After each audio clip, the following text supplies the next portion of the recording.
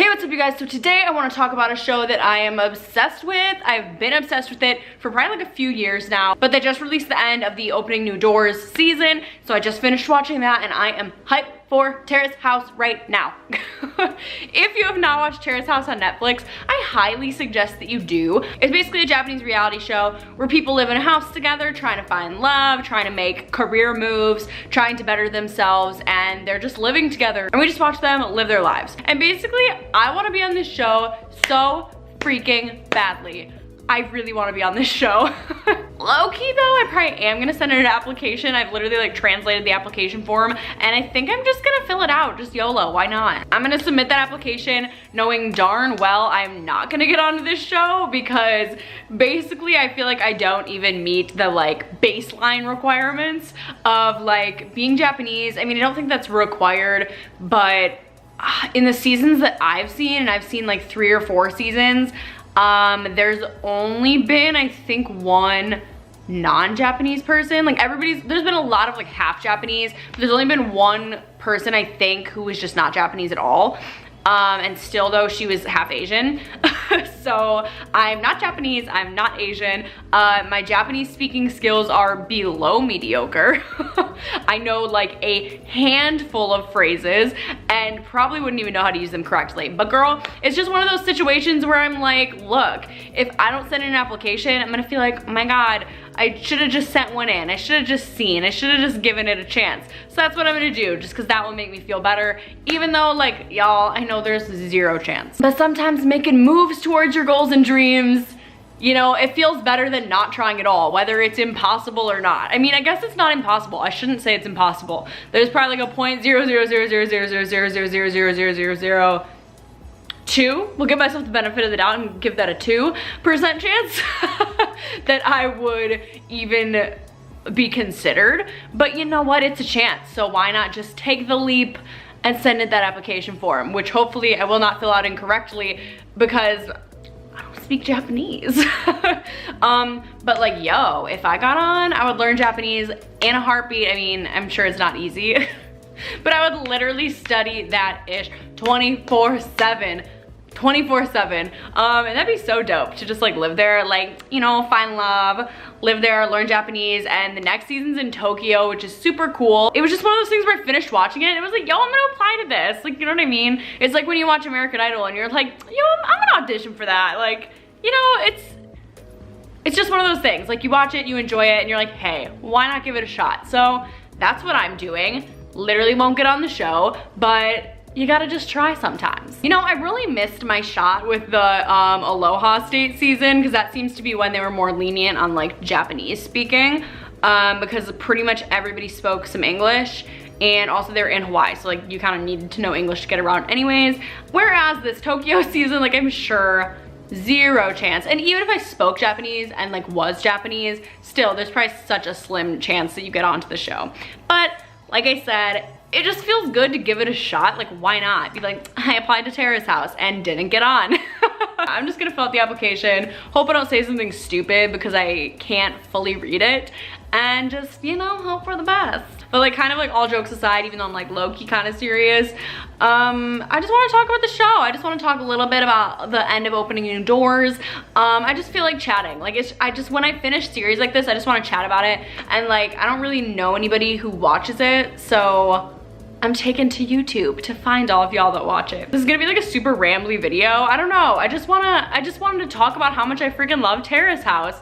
And literally, if you haven't watched it, please watch it. And if you have watched it, you know that it's like so good. Like, it's just such like a pure reality show, if that makes sense. Like, I feel like American reality shows, I don't want to say they're trashy because like, I mean, certainly there's trashy ones, but they're not like all trashy, but it's like, they're all very drama centered, like very just centered on drama and creating drama, and like that being the only reason why we watch that, and like putting personalities on it where people are gonna be like, ugh, that person, because that's entertaining to watch.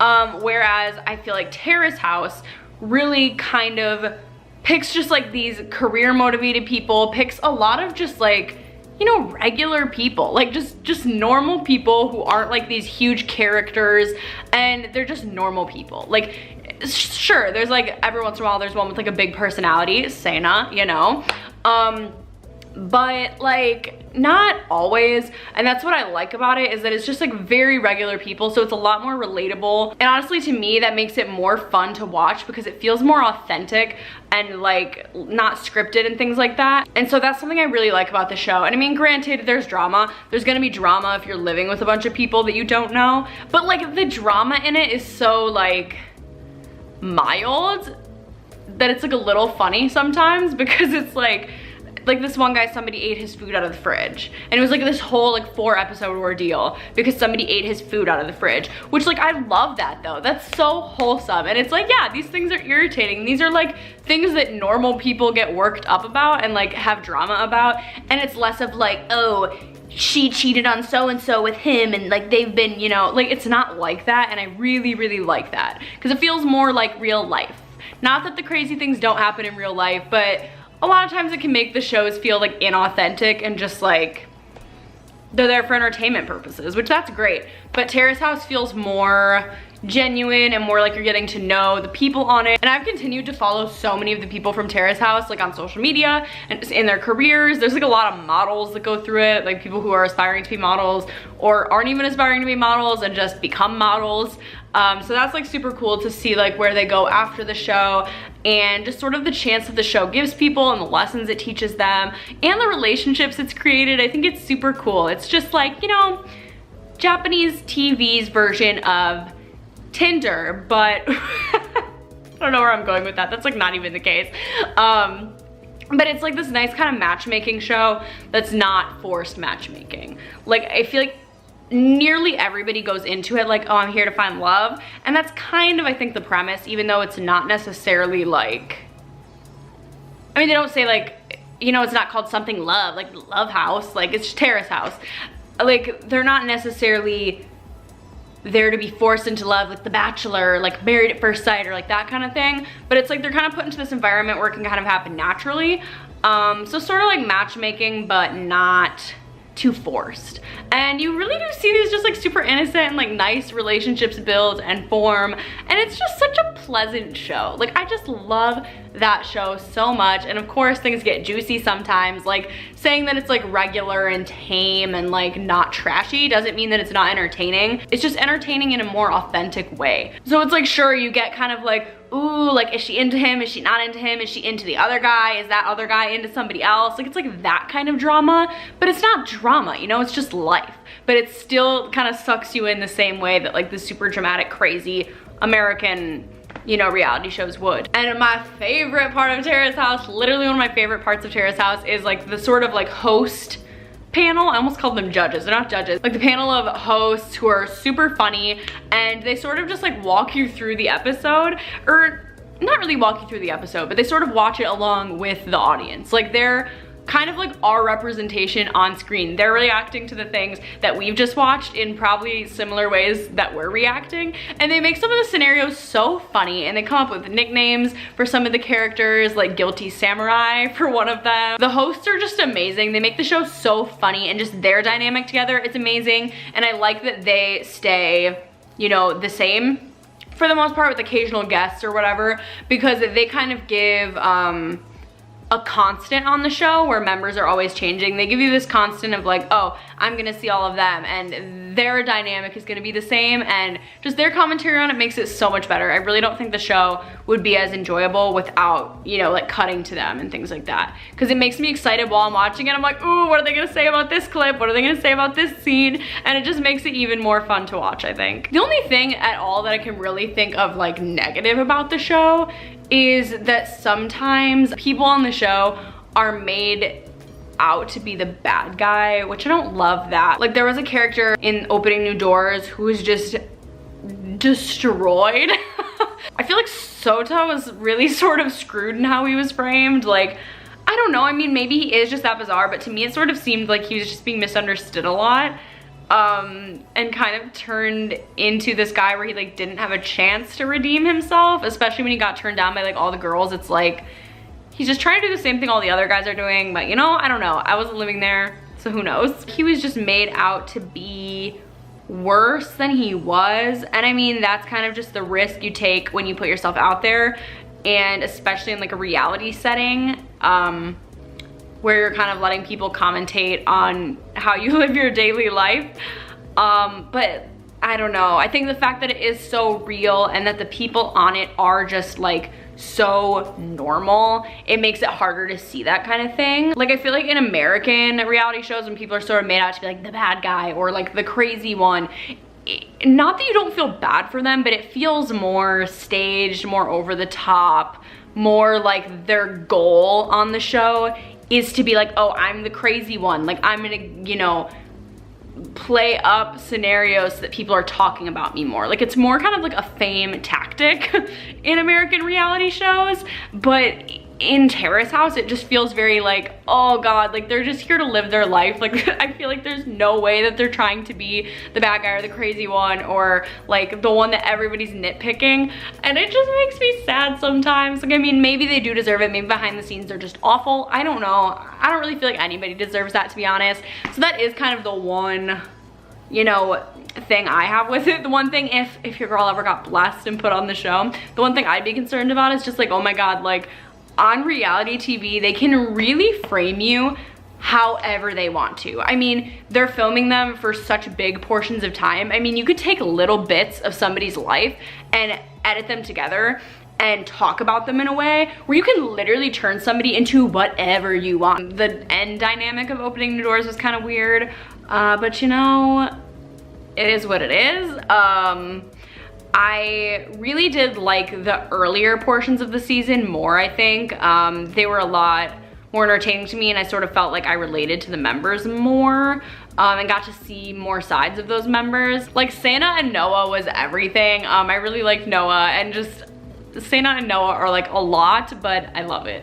And they're still going strong, which that's super cool. I love seeing the Terrace House couples work out beyond Terrace House. And I think that's another way that, you know, the show's like really authentic and not just like super fake, because I feel like a lot of American reality shows, and not to say that it's fake, but just to say that, you know, maybe there's just pressure of like grouping up on camera, but I feel like a lot of like American shows where creating a couple is the purpose, they end very shortly after the show, or the relationships have literally ended before the show has even aired. But it seems like in Terrace House, things really do sort of last and have, you know, more meaning to them, I guess. Tsubasa and Shawn were literally my favorite. They were such a cute couple, and I'm so happy that they seem to still be going strong. They're just like freaking adorable. I really wanted Risako and Masao to work out. I mean, I get it, like, you can't force yourself to be into somebody, but I did really love their friendship, and I felt like it was like really great for those two to have each other, because I feel like the house was a mess at the end of the season, to be honest.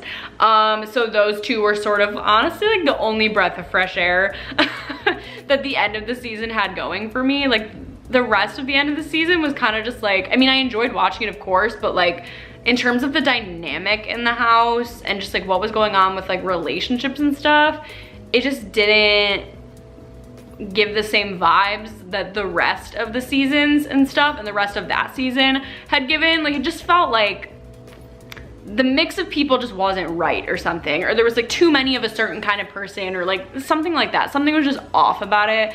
I don't know if you guys agree with that, but I just felt like something was a little off. Honestly, my favorite season was probably Boys and Girls in the City. Tatsuya Uchihara was everything in Boys and Girls in the City. I just freaking loved him. He was just a lot. He had the famous meat incident, and I just loved him. He's probably my favorite. He might be one of my favorite parts of the whole show. Like, it's just one of the parts of the show that when anybody's like, tell me about Terrace House, I'm like, the meat incident. They're all so fun to watch. I'd say like the first portion of Opening New Doors was really great. I did like the Aloha State one too. It had a bit of a different vibe because there was like a bigger mix of people in it. Like, it had a non-Japanese member, and it had people from Hawaii and like just from many different walks of life, I feel like. So that kind of gave the Aloha State season a unique twist. And then I was really glad to see that the season had a bisexual member in it. I felt like that was really important. And I thought that like, that was a moment where I thought Sota was like really kind of great. And I liked at the end of the season a lot when they showed what the members from the beginning of the season were up to. It was nice to see like Noan Sena again, and to see Sota out with him just made me really happy. Cause it's like, I just feel like he was painted to be such a bad guy, and I feel like he's not. I feel like he was very open-minded, and like, he went on a date with him, which I think is great. You know, I mean, I think he kind of knew what was going on, and obviously knew he wasn't interested because he was straight, but I appreciated that he like put himself in that scenario, knowing that it was helping somebody figure themselves out and figure out their sexuality. I'm just assuming that he probably had some idea of that's what was happening. And I think especially, I know kind of like an Asian culture that's still not as normalized as, you know, it should be. And I just thought it was really great that everybody in the house was positive about it. I was kind of scared at first of like, oh God, like what if people are like not accepting of it? Like, it was just one of those things where I was like, oh my God, I swear if they're not accepting of it, like I'm gonna be so upset. And everybody was, so I thought that was super great. And I really hope to see more members like that in the future. I think they'd be really, really cool. Anyways, I'm rambling forever about this show. I just wanted to talk about it and get my feelings out there about it. Please comment down below if you've watched this show, and just let me know your thoughts on any of the seasons, you know, that are on Netflix. I've seen them all, and I don't know, I just want to talk about it. I just want to chat about it and just tell you all about my unrealistic dreams of being a Terrace House member. Give this video a big thumbs up if you like Terrace House. If you haven't watched it, seriously, go to Netflix right now and watch it, and you will not regret it. I think it's just such an entertaining show. Thank you guys so much for watching and letting me just fangirl about this show. And I will catch you guys later. Bye.